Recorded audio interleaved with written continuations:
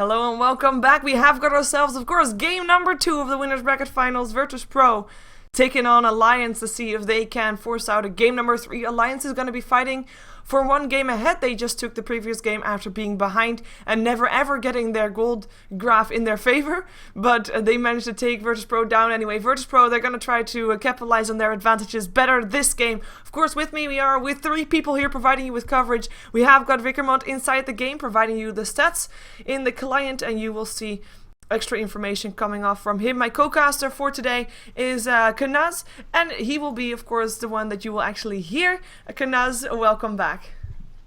Good to be back.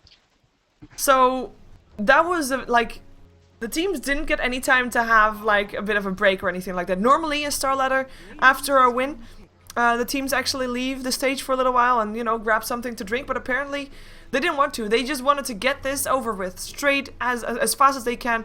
Yesterday was a very long day, especially for Alliance and for the casters. virtus.pro, of course, had a game earlier in the day, and they don't want to have it happen again. We are seeing a tree, an IO, a lone druid, and a keeper of light getting banned out, and a bat rider once again making it through. This time going the way of Alliance. This time Alliance has first pick. I was totally wrong, by the way.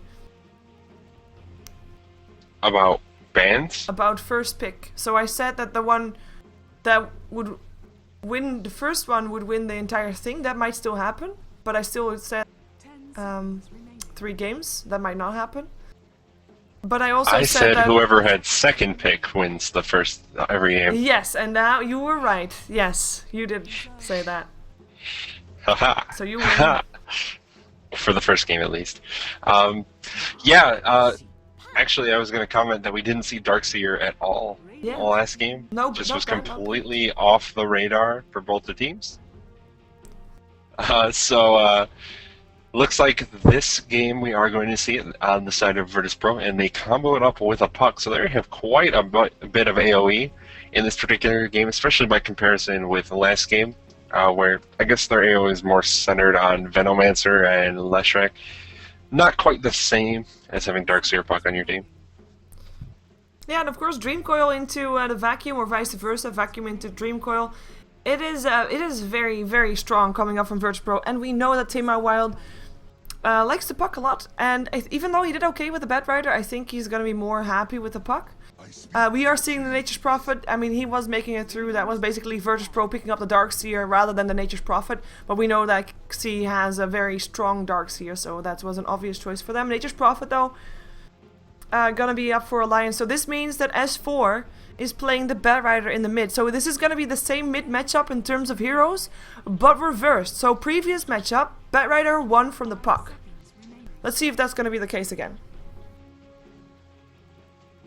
Yeah, I expect that Bat Rider should continue to win in that particular matchup. It's not really surprising that Bat Rider would get the advantage in terms of last hits. You can just kind of drop the napalm and harass puck back, and then it's also much easier for you to last hit with the napalm on the creeps, just because you do that additional damage.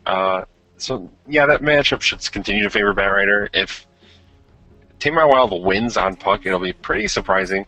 But I think one of the bigger deals is that Tamar Wild is now on a puck instead of a Bat Rider, and that's a lot more aggressive of a hero for him to be playing. We saw S4 able to play his puck very, very well last game. And if Tamar Wild is able to do that this game, it can be a huge boon for virtus.pro going on into the later stages of the game. Yeah, I totally agree. We have got a Aki hero banned out. I mean, one of the things is, of course, with knowing these teams and everybody knowing these teams, you know that S4 is going to be playing that Bat Rider. You know that Bulldog will play the Nature's Prophet. So you know which 3 heroes still need which 3 players still need a hero. So Aki is going to be one that they are countering. They are countering Loda a little bit as well by banning out the Alchemist. By the way, if they would have been able to pick up the Alchemist, the lineups are almost going to be reversed for Alliance this game, but that's not going to happen. We have Alliance banning out the Lifestealer as well as the Nyx Assassin there. So virtus.pro still have a very open draft. In theory, they've got 2 solo lanes sorted. Same thing goes for Alliance, and both teams are in need of the same thing. Be that a tri-lane, or at least a carry, 2 supports, or a carry, a support, and a jungle hero. One of those things we are going to see, unless they are going to be putting Bat Rider in the jungle and still pick up something else for S4. But that means that EGM would probably play the Bat Rider then, but I don't think I've ever seen that. I don't think I've ever seen that either. I wouldn't expect to see that. Yeah, no, I think that's pretty likely. We'll see what VP are going to pick up here. If they're going to go for the Naga this game as their carry, Batrider, or excuse me, Alchemist, and Lifesteal already banned out in this particular game. And of course, not too many other options for that. We know that virtus.pro have been playing a lot lately. I guess they could go Jarok after here as well if they wanted to. Yep. But they're going to start off with a Disruptor of support that's pretty effective against both Batrider and Nature's Prophet. And one that virtus.pro plays very often, and I wouldn't be surprised to see a Naga Siren being picked up together with that, as we see the combination played by not only virtus.pro but IC Cup as well. Disruptor, Naga Siren, and already having a Vacuum and the Dream Coil, like the combo-wombo combination of those four would be insane. And I'm kind of hoping that that's going to happen. And they leave, of course, one hero left to be picked up, which could, for example, be a Leshrac or something. And I think virtus.pro would be in a very good state if they indeed manage to get their combination off. Alliance, everything's still open for them as well. We still have a jungle hero in the pool. Enchantress is still there if they want to go for that. We still have the Visage in the pool as well if Aki wants to play that once more. So curious to see what they're going to be picking up. And they are taking their time right now.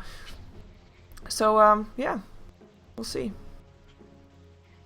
Yeah, definitely they could go that route, and VP do look like they have a very powerful teamfight lineup sort of in the makings here. Alliance, though, with their first two picks, they can go pretty split-pushy here. Nature's Prophet already being in their Batrider is fine with sort of a ganking lineup when you want to try and disassemble a team to open them up to split-pushing as well. They can definitely just pick up... I mean, they don't have Keeper Light. VP obviously banned it out, and that's another hero that's amazing on the split pushing lineups, but they can grab something here for Loda like Anti-Mage or maybe Phantom Lancer and just kind of go pretty hard on us pushing, dodging against the team fight of VP lineup.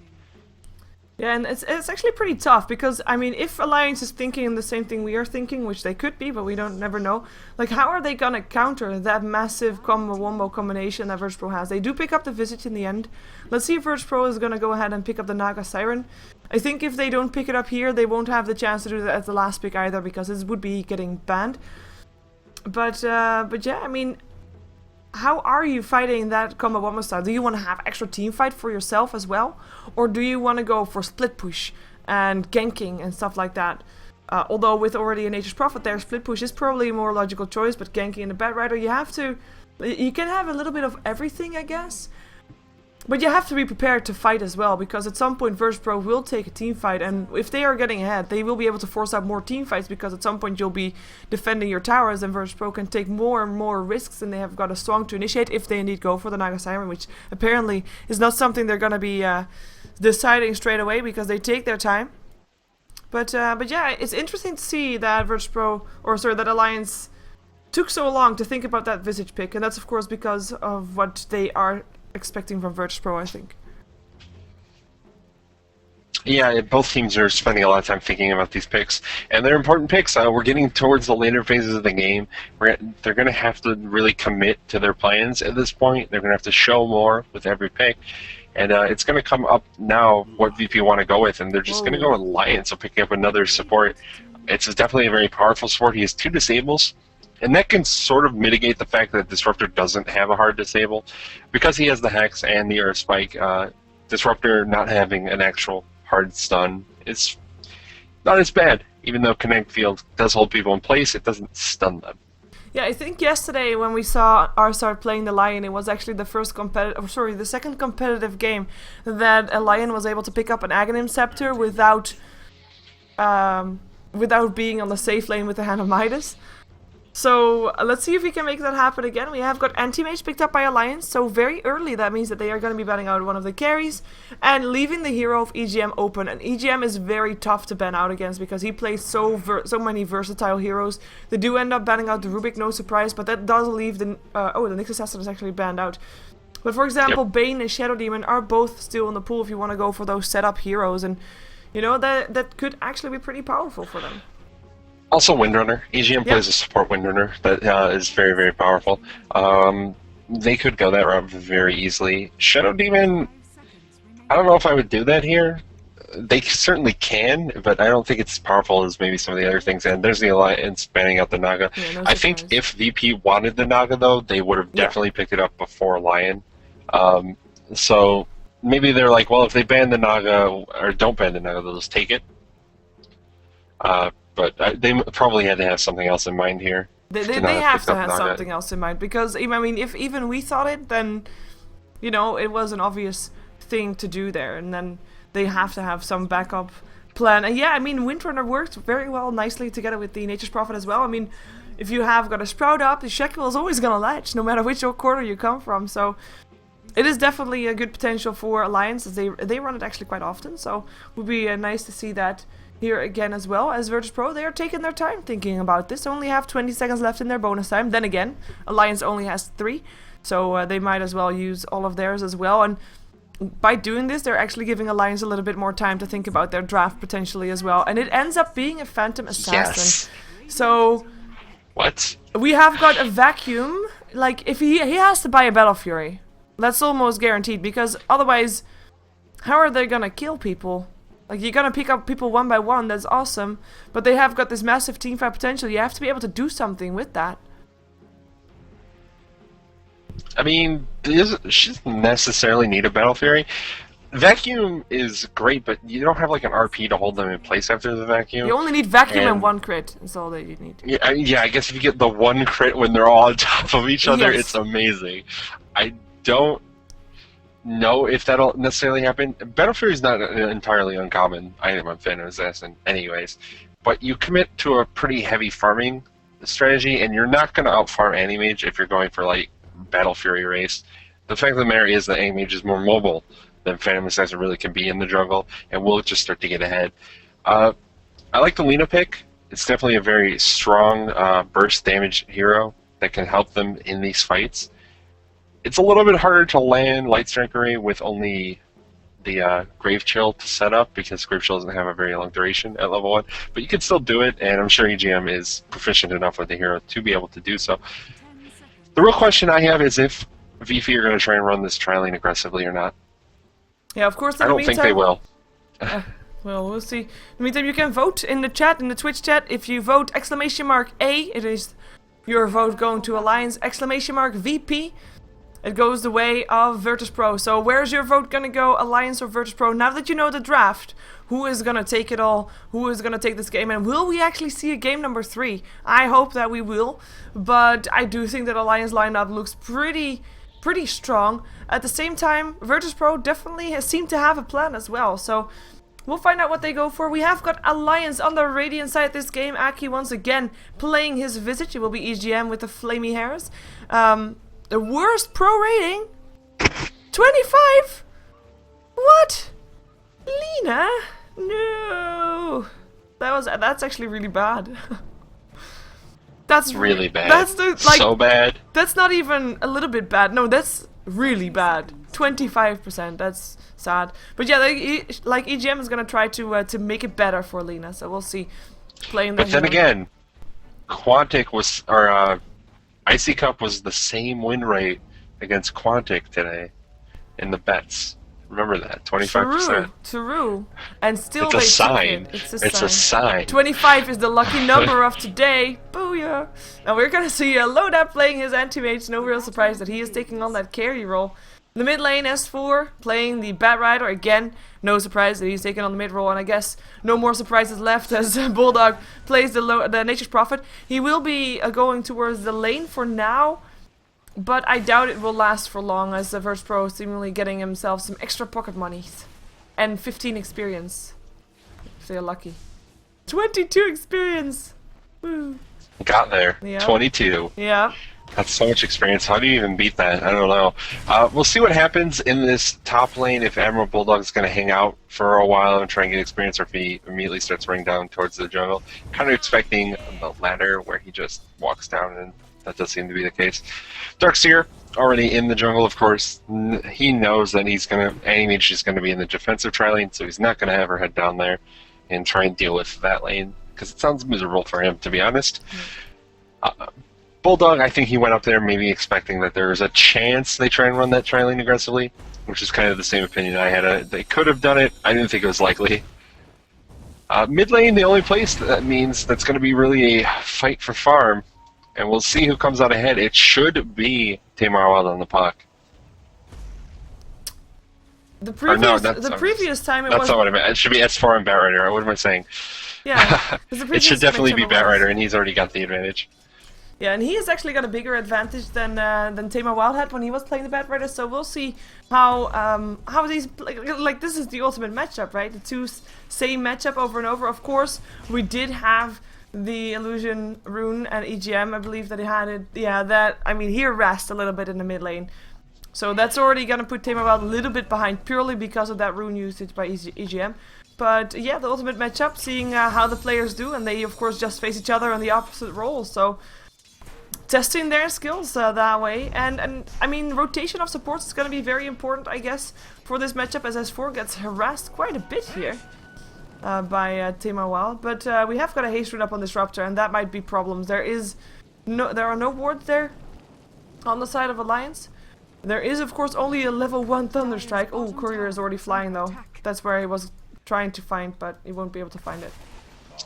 Yep, but it's already flying, so he's not going to be able to get that pick off. The haste rune is useful for him trying to make that kill. Otherwise, it's ultra dangerous, and he probably ends up dying because he doesn't really have an escape path from there.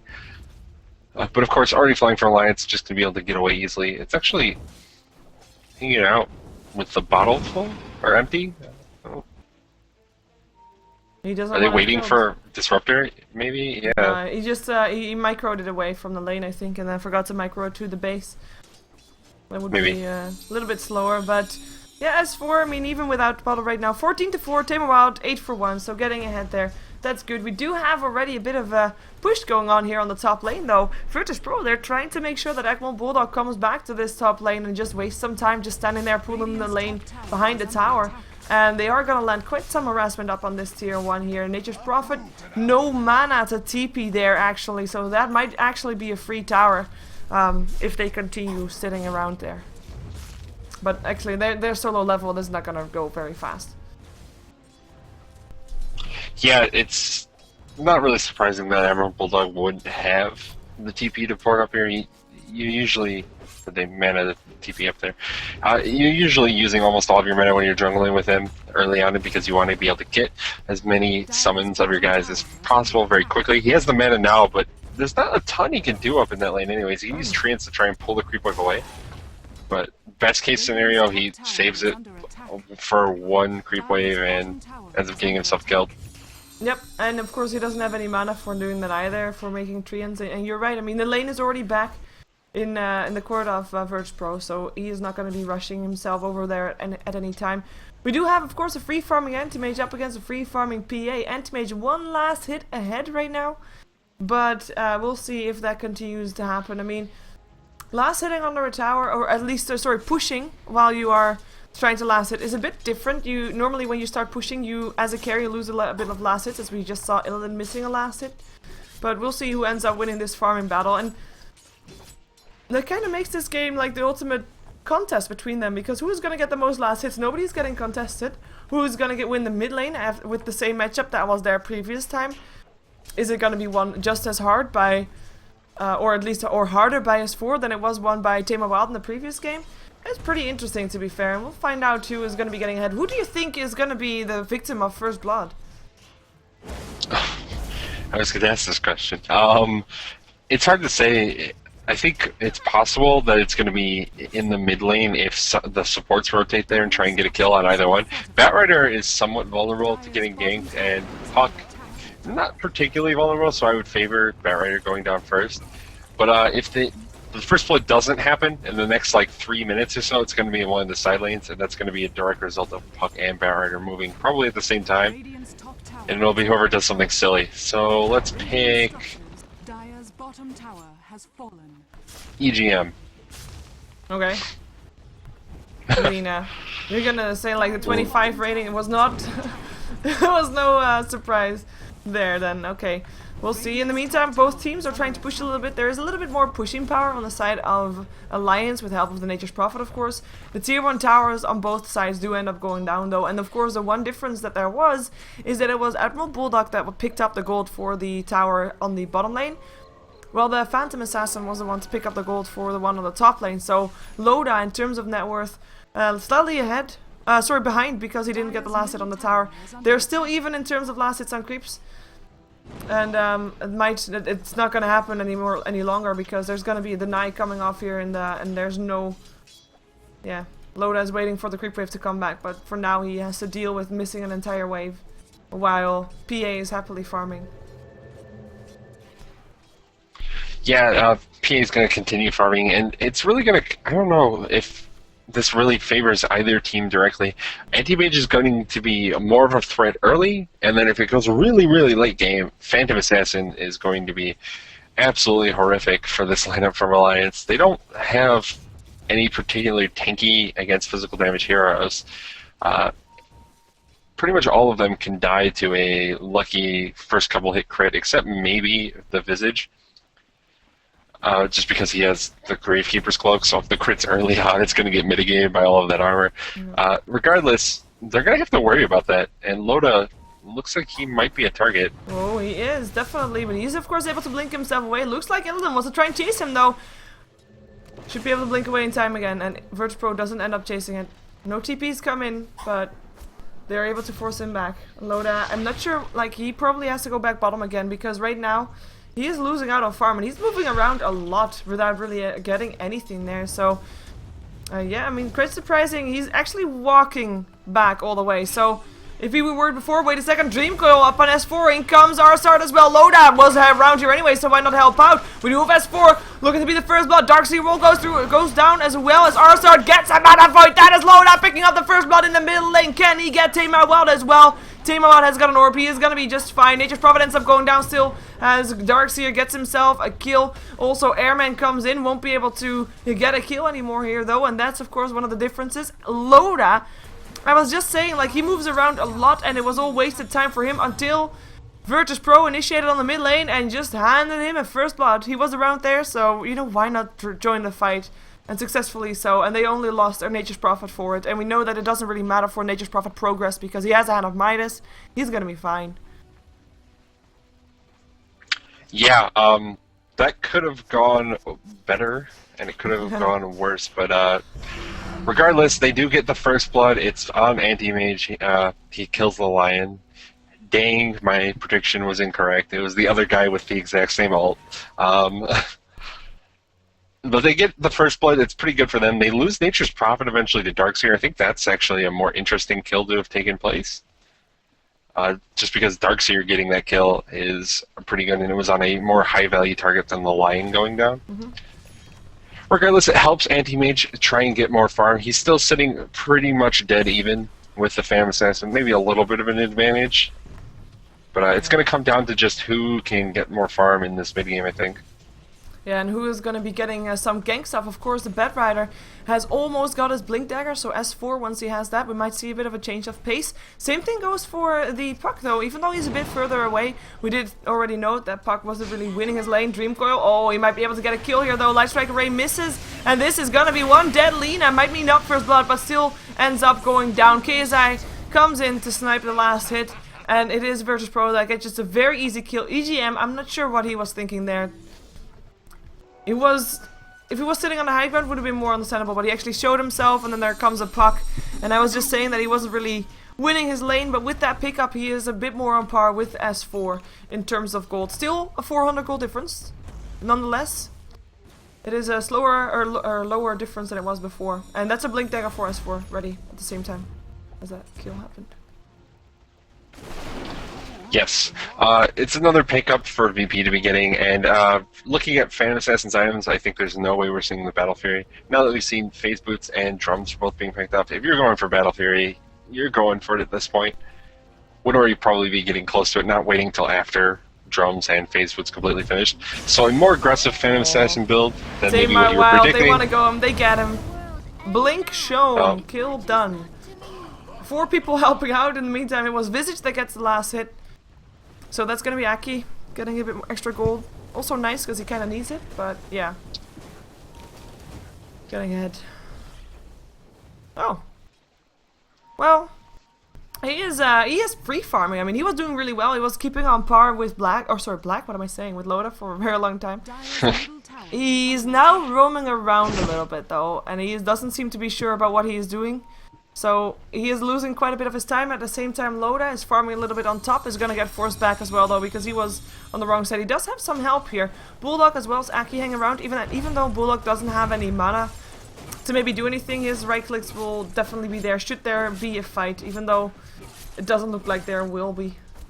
Maybe mid lane. I'm kind of curious to see what this PA is thinking. I mean, she's got phase boots and drums, so in theory, she's ready to fight. Well, yeah, Illidan can get involved in fights. Definitely has a lot of move speed and some good early damage, but isn't very resilient in these fights. Only sitting at about 1,000 HP, and can very easily get bursted down if she ever gets caught by a lasso. So probably going to need more items before Illidan really wants to start getting involved in fights. Maybe like a Lifesteal or BKB. And at that point, yeah, Illidan could definitely start being very aggressive and involved in big team fights. They're going on Loda, actually. Yeah, there was already one crit. He is able to blink himself away, but here comes a glimpse back into the kinetic field static storm. That's going to be Loda dead. Nobody comes into... Well, actually, Bulldog comes into TP to help out, but to no avail. And actually, he's getting charged upon. The blink or light strike ray didn't do anything, didn't hit him. Laguna Blade is still going to be there. EGM goes down. That's another kill going the way of virtus.pro. They will still see their disruptor going down. And a lasso hits upon Illidan. They might be able to get a return kill. Can he blink himself away in time? He can, but in comes Aki. He is very low. They'll blink afterwards from S4. One more hit needed. 3 stack. There we go. That's a double kill for S4. In the meantime, Visage still ended up going down as well as Puck came in. Dream Coil up on S4. He will pay for killing off that Phantom Assassin. Impales and kills going the way of virtus.pro. They take down a total of 3 heroes. Sorry, make that 4 heroes in total. Anti-Mage, Lina, Batrider, as well as Visage. They lose their Phantom Assassin, but other than that, they lost the Disruptor as well. 2 for 4. Yeah. Still virtus.pro getting ahead there. Yeah, a lot of kills taking place in that bottom lane. 6 kills being traded between the two teams, so it's 4 for 2. And Disruptor kills Nature's Prophet solo in the top lane. What? I don't even know how this just happened because Static Storm is on cooldown. Loda might make him Loda has an Invisor though. Yeah, he's gonna kill. So no more mana no for way. S. He can blink he's after only got him as level well. 1 mana break. Oh, that's like... Wow, that's Loda not getting a kill. I really thought he could get that there, but no can do. In the meantime, his tier 1 tower on the bottom lane goes down. virtus.pro, of course, getting that as a reward for winning that fight on the bottom lane. It was a very drawn-out fight there. I mean, like, there were return kills for Alliance, but in the end, they got so much less than they gave away. It was quite surprising. They really put everything on everything to try and chase down Illidan, and they got him, but they lost so many heroes there. They could have let Anti-Mage die and think, you know what? We're gone. You take Anti-Mage and we'll continue farming some other place. It would have been a better option. Ooh, blinked.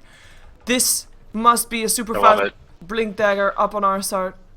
Yeah, Arsart loves to rush blink dagger on these heroes like Nyx Assassin and Lion doing it. Something I think Fluff and Stuff does for Liquid quite a bit. When they used to run this Lion support. Yeah. It's very powerful as an item on a hero like Lion.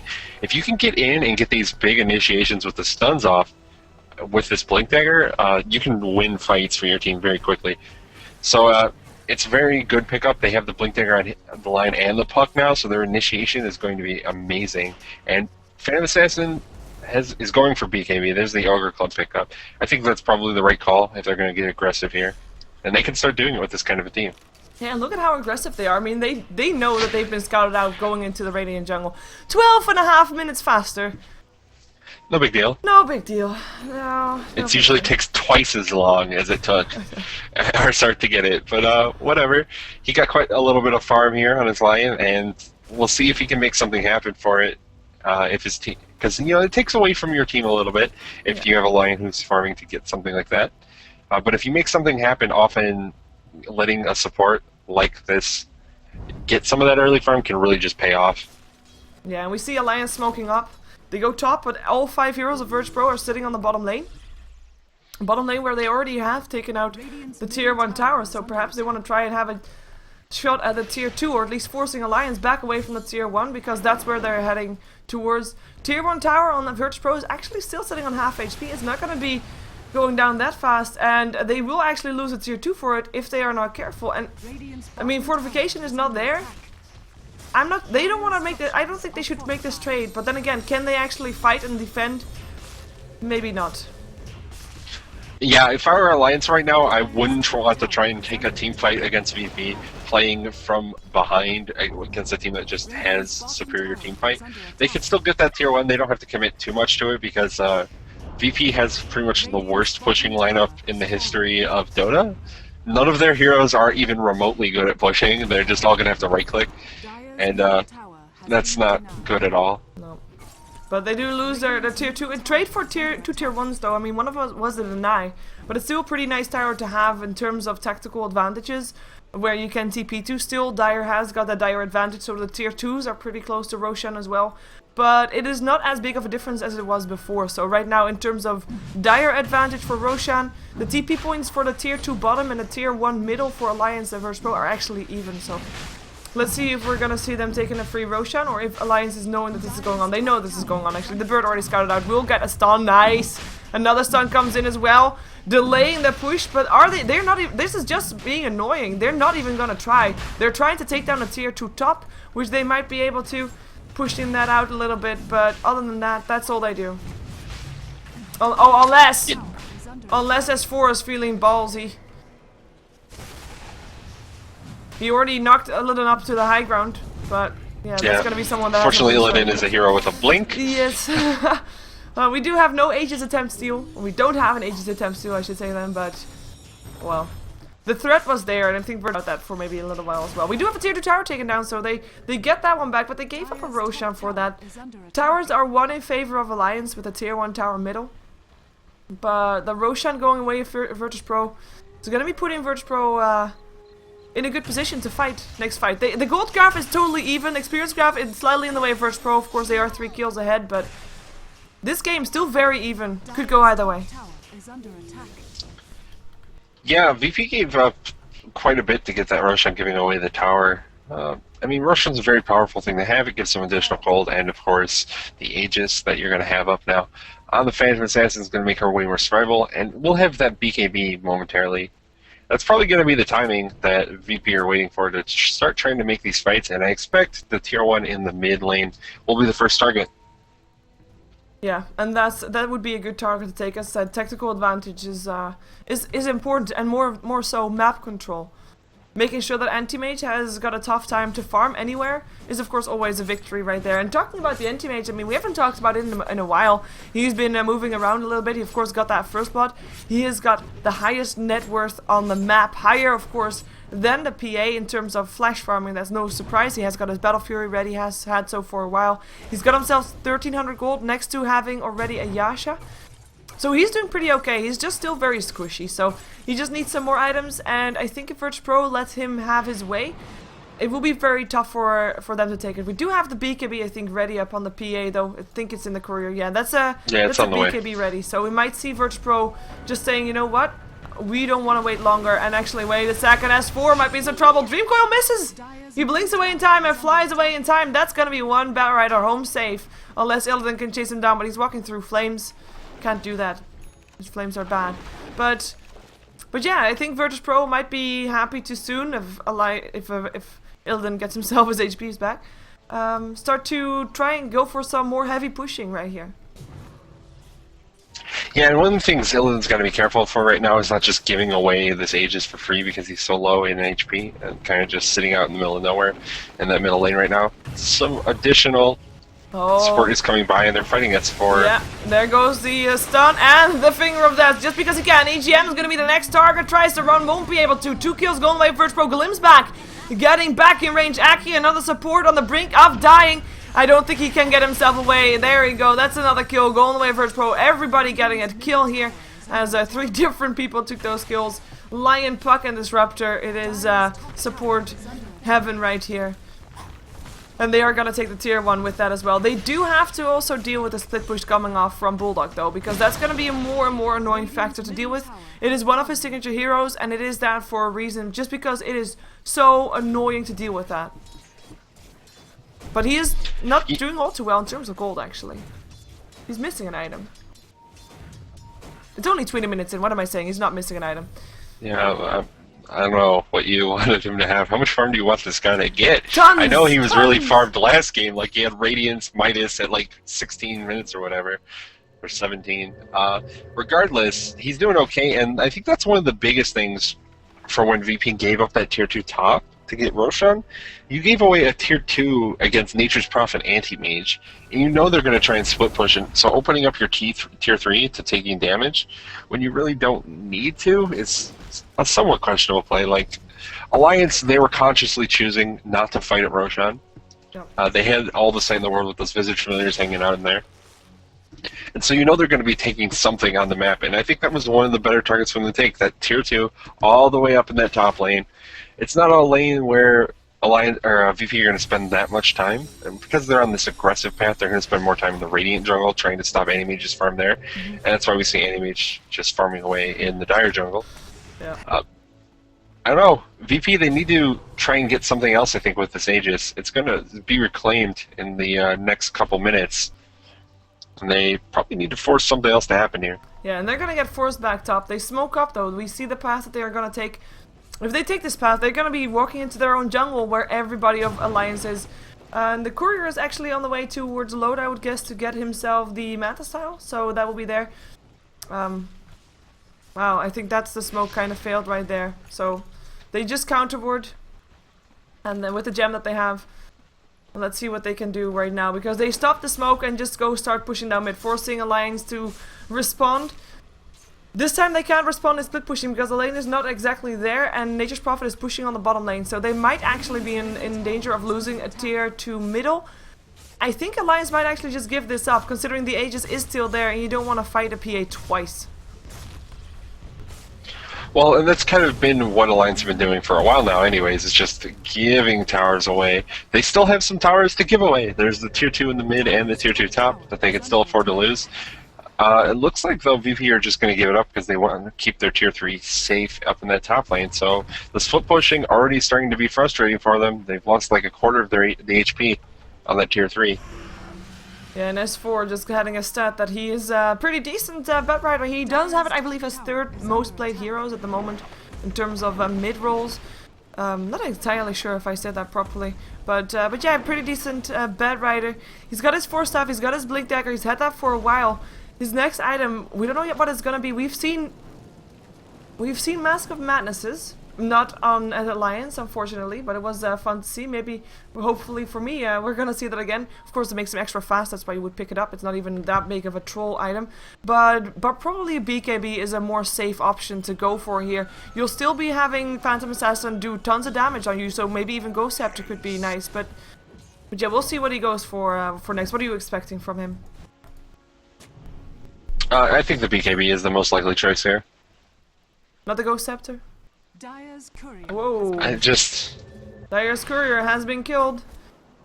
And that was a Where courier did that even die? top lane. Courtesy of Admiral Bulldog. He had the Helm of the Dominator from Airman in it, so that will be for 3 minutes delayed. Yeah, that's a pretty big delay. You want that lifesteal on Phantom Assassin as soon as possible to be able to just gain a bunch of HP back in fights. And we'll see what PFP is going to finish it into the Satanic next to go for a big damage item. Both could have arguments made for them, I think, in this particular game. Because they're ahead, they could probably afford to go for Satanic just to make sure that PA is resilient as possible in these fights. You know, you already do a lot of damage just by virtue of your ultimate on the Phantom Assassin. Yep. So you don't necessarily need to buy a lot of damage items early. Yeah, and one thing that I noticed right here is that, I mean, when Alliance is split pushing, I mean, they're doing that, obviously. Virtus.pro is almost rotating with most of their heroes to stop it from happening. 3 of their heroes now on the top lane, but do they really think they can take down Bulldog? But they can glimpse him. They do, of course, have that Gem of True Sight, but Bulldog is not going to be there. And by doing this, they're actually wasting quite a bit of time on farm. And we see the gold graph going the way of Alliance purely because of virtus.pro's rotations. It's not that, I mean, Illidan is still farming. It's just that everybody else of Alliance is farming as well, rather than just Anti-Mage. And that's really helping Alliance right now. I mean, the difference is still nothing, though. I mean, 1.5k gold at this stage of the game means just absolutely nothing. Experience graph is also meaning nothing. 2k experience in favor of virtus.pro. It's gonna be mostly sitting in, let's see, in the support levels. Actually, that's a pretty big difference in the support levels. The level 11s of virtus.pro are there, while there is only a level 8 and 9 up on Alliance. Yeah, that was one of the things I was gonna mention. The levels and the farm are also very, very disjointed on this side of Alliance, and there's a fight. Lasso, NS, Laguna Blade, dead. Bat Rider with the kill. Nature's Prophet thinking about coming in, but wasn't even needed anymore. Well. Yeah, so the supports are very different on the two teams. Alliance's supports are very underfarmed and underleveled, whereas the supports on VP have a little bit more farming levels. So that's kind of the thing that's going to end up being an issue eventually. Like VP, they're not farming necessarily as well, and Phantom Assassin obviously getting out-farmed by Anti-Mage just because Anti-Mage has been farming constantly and has the Battle Fury. But the farm is more central on the side of Alliance right now. Loda has a lot of it, and Emerald Bulldog also has a lot of it. No one else on their team is really doing particularly well. While VP have a lot of heroes that are doing pretty decently, with not just the Phantom Assassin, but also Darkseer and Puck are holding their own. I guess they're about the same as the Bat Rider right now. But it's going to come into like more than just big carry fight. What these supports can do in the fights is going to matter, especially if Anti-Mage doesn't go for BKB. But I really imagine it's probably what he's getting here. Yeah, he picked already the Ogre Club, but BKB should be a logical follow-up. Just to not get glimpsed, because of course that's going to be very annoying if you rely a bit on your blink to get away from fights, as Roshan is by the way whack up and Lion smokes up. So let's see what they're going to do, if they're going to force virtus.pro to cancel their Aegis claim. I think they're trying to get as top as fast as possible, but maybe they're going to try and fight it. I don't know. These Roshans are just not very fast from virtus.pro. No, they're not. They're definitely not.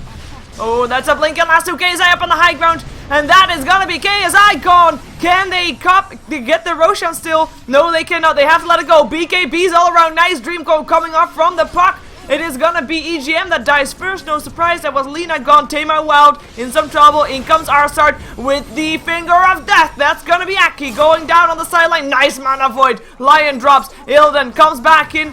Walks back out as well, as that is gonna be Tamar Wild getting himself away. S4 still blinking after him, and it's gonna be PA that gets a crit up on Loda. In the meantime, the Bat Rider was still chasing down the Puck, but it looks like he was able to get away. The Puck that is glimpsed back on S4, and S4 will end up going down without taking down the Puck. And all of a sudden, virtus.pro win themselves another team fight, but lose the racks on the top lane. Split push, woo! Yeah. I was just going to wait till the team fight was done to talk about it. But yes, Admiral Bulldog was not in the fight at all. Nope, it was a he was just top lane. The fight didn't even start taking place until Admiral Bulldog was already on the tier 3. And again, that giving up that tier 2 in the top lane for the Roshan early on completely has made them in this position where they just... What is Lina doing there? Seriously, like really, why? Hanging out. Hanging partying. Out with the trees that are not hers. It's the Roche Pit. Roche Pit's like a mosh pit. It's like the same thing. She's there for a party. Okay. Must be an American thing. Oh, never mind. Okay. Alright, so, yeah, they gave up that tier 2 top, and it's just come back to bite them multiple times in this game with that constant split pushing up in that top lane. Now they lose racks. So they get another Aegis on Phantom Assassin, but they have to try and do something to close this out, otherwise they're going to get pushed out before they can do anything. Yep, next time they win a fight or they take a fight, it's gonna be maybe a tier 2 that dies, and I mean, how many fights can they take? They have to start taking things in return for these fights. I mean, they got the Roshan, they got the Aegis this time. Can they do something with it?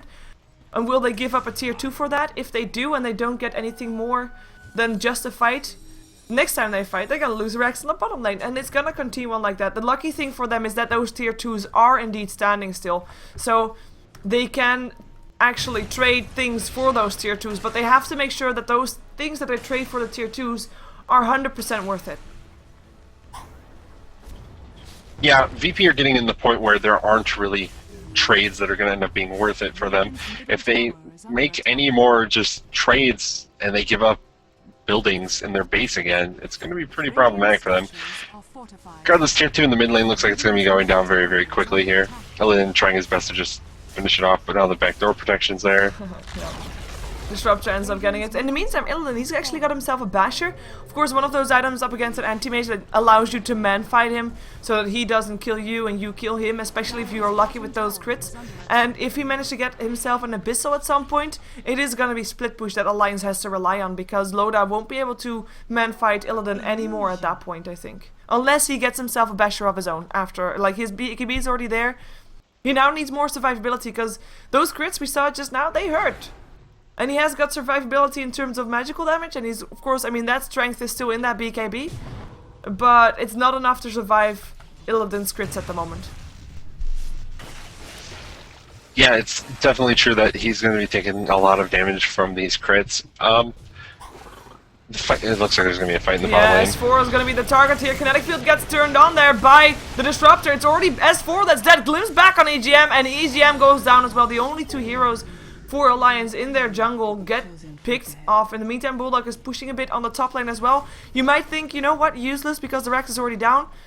But sooner or later, those tier 4s are going to be meaning something, so split push is always good. And of course, the faster that top lane pushes in, the less time virtus.pro can spend outside of their base. And that's Abyssal ready up on Illidan.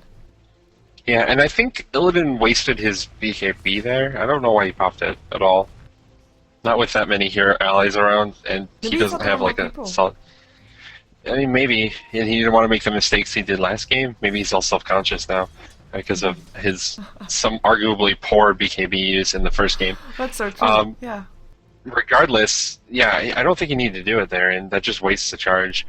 He does finish his Abyssal now, though, so he's doing a lot of damage, and he also has that stun. So if Anti-Mage blinks in, gets stunned up, and then there's a couple crits, he can go down before he gets to really do anything in a fight. And that's really scary when you're playing a hero like Anti-Mage, and you know that your team is counting on you as the carry. Of course, they have Emerald Bulldog, and he already took a lane of Rex, so stuff might happen there as well. Yeah, we've got a 4-staff up on the Disruptor in the meantime. Did he actually? No. Ooh, was just a lucky one-hit bash. First hit bash. For a second there, I thought he used his Abyssal, but no.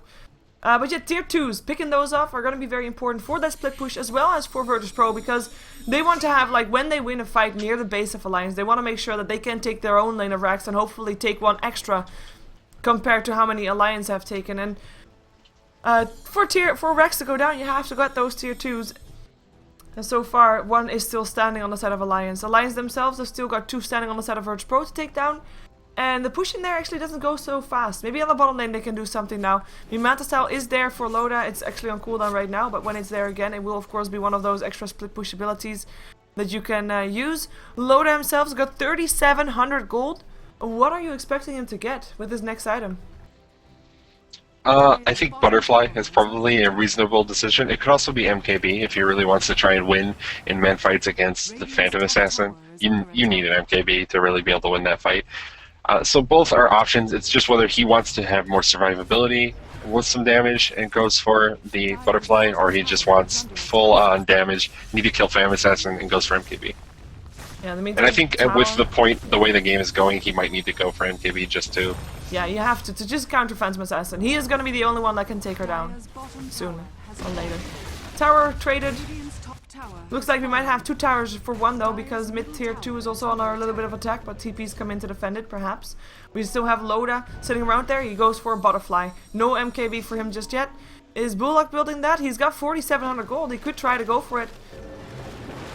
He's forward with the haste run.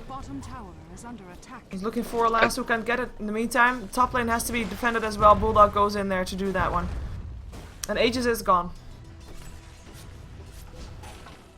Boom. Yep, Aegis will be reclaimed. I can't believe virtus.pro aren't trying to force high ground now. The later this game gets, especially now that tier 2 is down the bottom lane, the harder it's going to be for them to actually win by just winning a fight and taking buildings, because Emerald Bulldog is going to always make sure that they have to defend at the very least the top lane, if not also the bottom now. And if that tier 2 mid goes down shortly, then anywhere, it could be any lane at any time. And he's doing a fantastic job of keeping the pressure on VP, keeping them on the back foot for any sort of pushing. And that's where this lineup for VP really gets punished. Everything they do when it comes to taking buildings takes forever. They just don't have any pushing potential at all.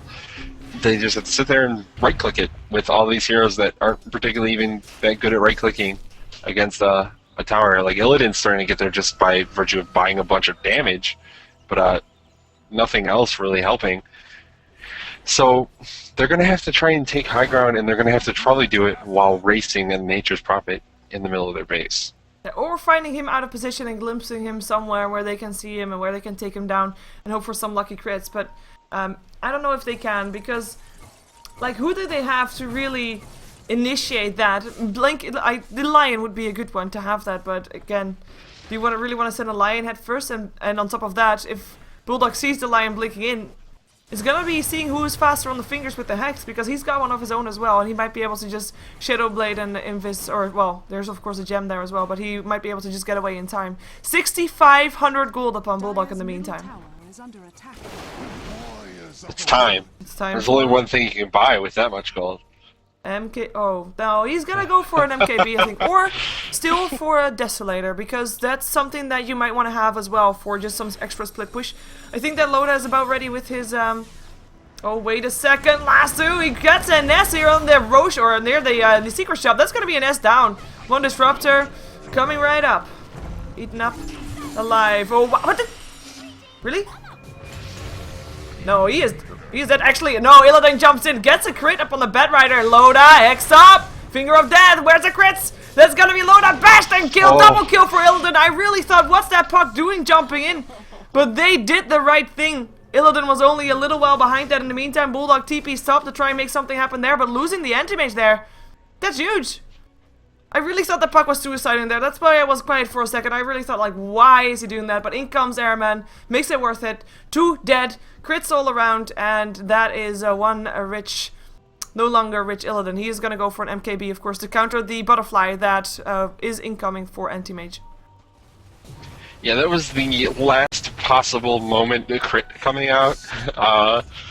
So they get the kill on anti-mage. It is a very big pickup. It's not quite as big, I think, as Nature's Prophet. Honestly, he's probably the more important one to take down. And he finally bought something. It is the MKB. Yeah. So Emerald Bulldog is a wuss, is what I've determined from this game. Does it go all in? You gotta go in. You gotta go deep. You gotta get that Divine Rapier to win the game. Obviously, MKB, I'm not being serious, MKB is the right choice.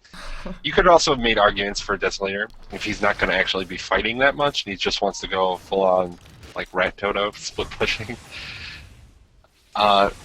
Just to take the buildings a little bit faster. Regardless, MKB very, very good pickup, and I don't know what they're going to be able to do. Nature's Prophet is going to be so annoying for VP, and they just can't take buildings fast enough, I don't think.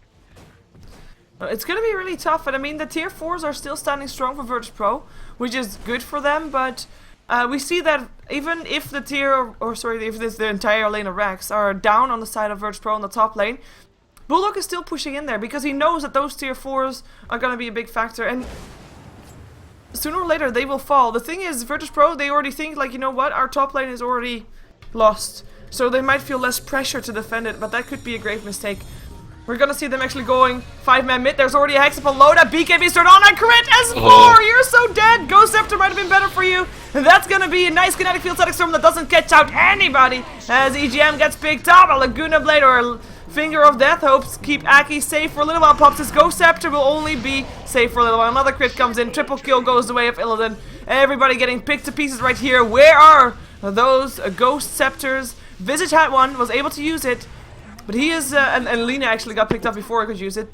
But nobody else has them. And I actually think, like Bedrider, we talked about it before he got the BKB, that a Ghost Scepter might have been a good idea for him as well.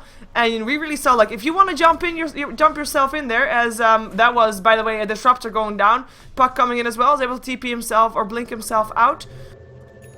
But if you want to try and go for, wait a second, because they're going to try and go kill off Bulldog. He'd stick around for too long, gets hexed up, impaled, and will go down. He does have a buyback, though.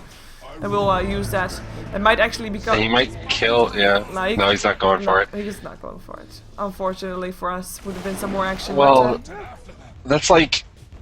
I thought maybe he was going to go for it because sometimes you just like, oh, I can get that guy on the buyback. He probably would have died again, though. Yeah. All you need is the return from Illidan, and he's like super dead there.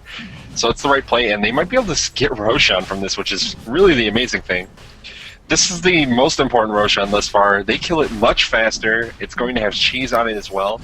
Ooh, Vacuum! Gets both of them to the high ground. In comes EGM, though. EGM will solo Roshan. KZI is already dead. And oh my god. Aegis for the Lina! Aegis for the Lina! Ooh. And the cheese goes still the way of Loda. But he thought it was going to get stolen, I think. What? EGM, what are you doing? Why would you pick it up? Like, sure, I understand that you don't want to, like, risk giving it away, but... Hey, Lina is 075. He doesn't want it to be 085, you know? I totally agree. He's gonna have a full mana bar after that as well, might be helping out a little bit, I don't know, I'm trying to make it right, but of course, I mean, it is a bit of an awkward thing to do, but then again, you want to make sure that your team actually has the Aegis and not give it away, so better safe than sorry, I guess. We are gonna see them just going for this. They took down the PA in that fight, of course, when Lina took the Aegis. I was kind of mooning over that one. It's over. PA didn't have it doesn't have buyback. It's 30 seconds still before PA is gonna be up. But there's and still like if she tier 2 had buyback, they can just go for tier 4 here pretty easily. They don't need to do anything else. It's so silly that Illidan went in there without buyback at all.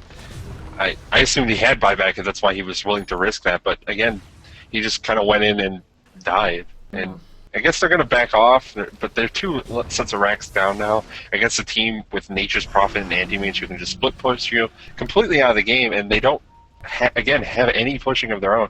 So they can't even really base race at this point because they have to fight through tier 3s before they even get to the tier 4s.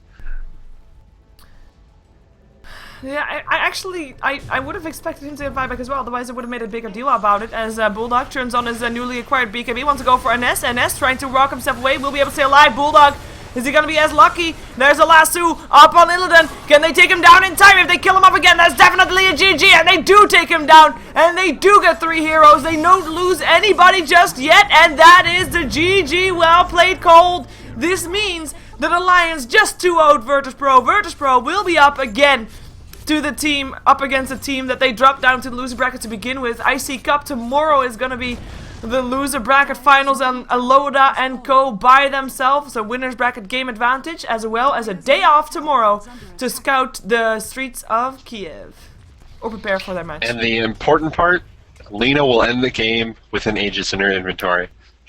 Everyone will get to see the glorious Lina Aegis. And she got a kill in that fight as well. I think she was the one to kill off Illidan. Oh, she did. Dang. Look at this Lina. Yeah. 1 in 7 now. I know. Regardless, VP, they do go down. It was well played by Alliance. They just played smart and took the game off of them. Yeah, we're waiting for the admin command to put out the game, or at least for people to disconnect, so that we can see the end screen, and then we are gonna of course jump ourselves to the post-game analysis, which will be done by both Kanaz and myself, as well as by Vykromond, who will be there again as well. But yeah, we are gonna see the wrong throne explode, so that will happen. But yeah, Alliance, strong performance, I guess, kinda like, I think a lot of us were hoping that it was gonna get like a 3rd game, but it didn't happen. By the way, you can indeed follow us on Twitter, Kanaz at Kanaz Dota, Baseskip, who was here earlier today, at Baseskip on Twitter, and of course the statsmans for today were Vykromond at Vykromond, who was here of course for this game, and K-Pop-Toastus at K-Pop-Toastus, who was here for the first game of today. Tomorrow, by the way, you'll have to see K-Pop-Toastus as the statman again, though Vykromond will be taking on the casting role together with Kanaz, as I won't be here. We actually be at a wedding, but you will be able to see the matches on my stream. You will also be able to see us again on Sunday, of course, for the grand finals. But let's jump ourselves over to the endless desk, and we'll be right back with you, so stick around.